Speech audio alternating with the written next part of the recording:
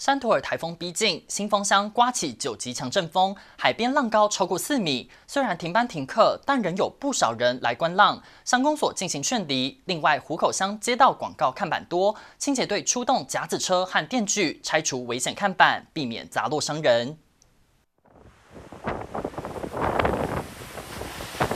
白色大浪呼啸而来，拍打海堤，溅出巨大水花。山图尔台风侵台，造成新竹县最大浪高超过4米，停班停课，有不少人来到新丰海边观浪。浪高已经慢慢在增高这个预测应该有4米高的那个浪高所以在这里的虽然放了台风假，但是我们希望一些乡亲这个因为安全的考量少在我们的西边那海岸边呢来观看我们的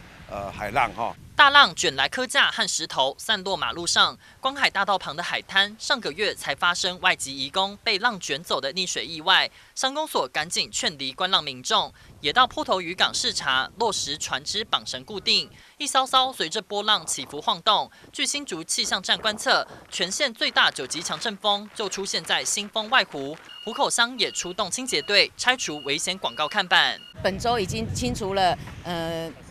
20处的广告招牌以及水沟盖的垃圾清除。那目前我身后这个是4米高的广告，会在中正路上，我们也正在拆除中。大型的这个竹架会造成我们用路人的安全，所以我们就请我们的清洁队这2天的时间，在台风来以前，我们赶快把这些大型的竹架把它拆除。湖口乡内我们有准备了300包的沙包，那陆续村长都在我们乡公所来领。那我们针对其他的大型那个机具以及这个马达、抽水马达，我们都准备好了，以防万一。已通知要收起防台，仍有4米高的帆布被风吹得发出巨响。队员出动甲子车、电锯折断运走，已清除乡内20处危险看板，要确保不会掉落马路上，维护用路人安全。新竹新闻郭燕婷、肖浩文采访报道。